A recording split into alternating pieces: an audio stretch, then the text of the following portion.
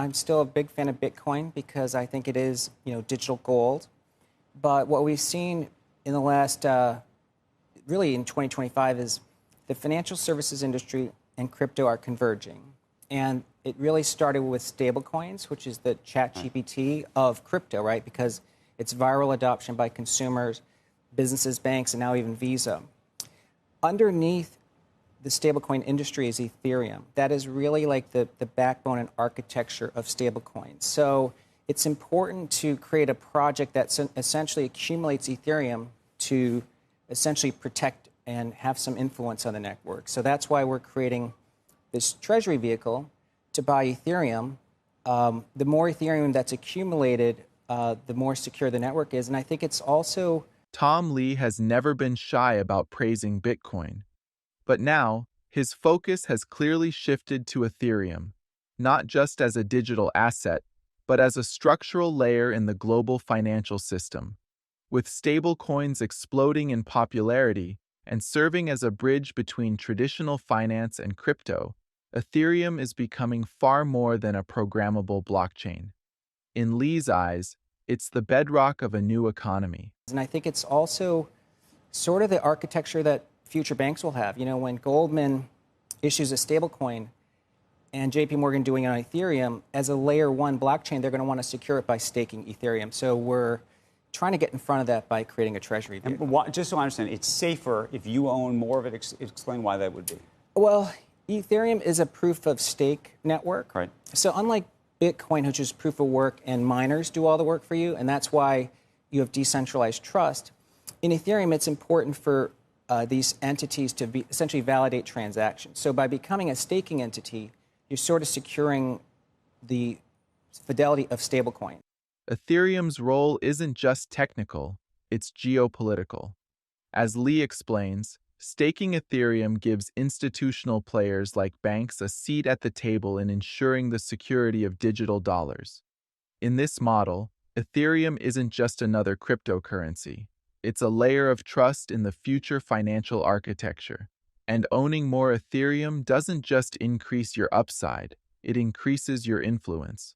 So you don't want a stablecoin like USDC or USDT to be on a blockchain that's outside the purview of the U.S. And so I think Ethereum is a high quality, the second largest blockchain network, and it's over 51% of stablecoins, and 30% of all fees on Ethereum are actually stablecoin revenue. So we even have the Treasury Secretary, Scott Bessent, talking about how stablecoins could be very positive. He likes them, likes to see what's there.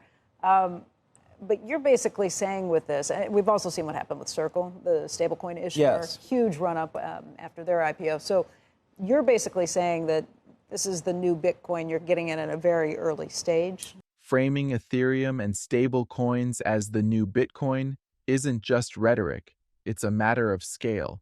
Circle's rise, government endorsements, and the deep integration of stablecoins into banking all reinforce the idea that this ecosystem is in its earliest innings. For Lee, being early to Ethereum's role in this transformation mirrors the opportunity Bitcoin once offered over a decade ago. Let's say stablecoins, which is $250 billion today, gets to Treasury Secretary Bessent's reasonable $2 trillion. That's a 10 times increase in size. By the way, already stablecoins are the 12th largest holder of treasuries. They'll become the number one holder by then. U.S. dollar dominance is 27% in GDP terms. It's 57% of central bank reserves. It's 80% of financial trading transactions. It's 100% of stablecoin denomination. So by getting to $2 trillion, you're ensuring dollar dominance. This is very good for the U.S., but $2 trillion of stablecoins is a lot of network fees for Ethereum. In a world where financial influence is measured in global liquidity, Ethereum may soon become one of the most important platforms in reinforcing American power. Stablecoins are already carrying the dollar to corners of the financial world where traditional banking can't reach. And every one of those transactions rides on Ethereum rails. So BitMine Immersion, what you're doing is a $250 million private placement, which is all going to be put into Yes, Ether? That's right. We created a carefully curated list of investors to bet on this. If you look at the press release, it is the blue chip, both in the financial world and in the crypto world. We have Founders Fund, Kraken, Galaxy Digital. Yep, Pantera. Yeah, so these are in the crypto world, and these are like sort of the blue chip crypto entities. And of course, Founders Fund is legendary in the traditional financial world. Heavy hitters don't place bets like this casually. The participation of both crypto-native and traditional institutions signals more than interest. It signals alignment. Ethereum is no longer the underdog. It's now seen as investable infrastructure by those who helped shape Silicon Valley and Wall Street alike. The strategy of the company is going to be based on how much Ethereum is held per share. Okay. And as of today, it's $4. And the company, as we explained in the press release, can increase its holdings of ETH by, getting yield from Ethereum, doing financing transactions at a premium to their holdings, and of course, if Ethereum goes up. So I think there's three ways that value per ETH actually grows. The structure Lee describes offers multiple levers of value.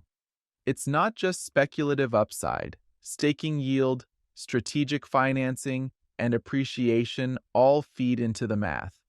This model mirrors how gold-backed ETFs operate, but with one key difference. Ethereum is a productive asset. This is still the most hated V-shaped rally. And it, of course, has a lot to do with when stocks fell in a waterfall decline into April. Nobody likes to be sitting on stocks, so a lot of folks liquidated at the lows. But we know that whenever the VIX is above 60 and falls below 30, you've made a decisive low. And now visibility is better. Tariffs aren't as bad as we expected, and the inflation impact actually has been very muted, and actually outside of tariffs, underlying inflation is actually much lower than people expected. Macro conditions are becoming more favorable. While markets still carry skepticism, the underlying data is shifting. A dovish Fed, falling inflation, and stabilizing conditions create a fertile environment for high-conviction plays, especially those with asymmetric potential like Ethereum. If you look at the 2-year, they think the Fed's 2 cuts behind. The 10-year is now down to 4.2, which means the Fed can be more dovish in the next 12 months, and that's a tailwind for stocks. Can you explain how we have this big, beautiful bill, which people are saying $3.3 trillion added to our deficits and everything else, and yet you're looking at the 10-year coming down? Yes. It shows you that markets don't view the U.S.'s debt sustainability purely as its budget. Because I think there's a lot of hidden value on the U.S. balance sheet, from natural resources to buildings they own to the value of gold is undervalued. And in a way, when people say the U.S. can't find buyers of its treasuries, it's actually finding it. It's going to be stablecoin. When even U.S. debt begins to rely on stablecoins, the implications become enormous. Ethereum, as the dominant platform for these assets, essentially becomes a shadow utility for the global bond market. That's a scale of relevance that few technologies ever reach. Stablecoins are $250 billion today. The total circulating supply of dollars is in the nearly 10 trillion. So stablecoins can grow. A lot of stablecoins transactions happen outside the U.S. So dollar dominance could actually be much higher in a stablecoin world. But the main thing is it's at 4.2% the 10-year. And I think that means the bond market isn't as concerned. A digital dollar era won't weaken American power. It could expand it. Ethereum isn't just a tech play. It's a vehicle for policy, for economic growth, and perhaps even global leverage. That's a level of integration no other asset in crypto currently offers. We already had 5 shocks. We had the COVID shock, the supply chain shock, the inflation shock, the Fed fastest hikes in history, and then we had the tariff shock. So 5 shocks in 5 years. 5 years, yeah. And earnings kept growing. If this was like a stock, we'd say, look, if you tried to kill it 5 times and it still grew earnings, we would put a much higher multiple on it. Survival through chaos is often the greatest indicator of future strength. Whether you're talking about the market or a blockchain, enduring wave after wave of disruption and still moving forward speaks volumes. Ethereum has done exactly that. Tom Lee has outlined a clear vision for Ethereum, highlighting its real-world utility, institutional adoption, and significant role in global finance. Rather than a speculative asset, Ethereum is becoming a crucial foundation for financial systems and government strategies. Could its practical applications keep it from becoming a bubble, or are we just caught in another wave of irrational exuberance? Share your thoughts in the comments below.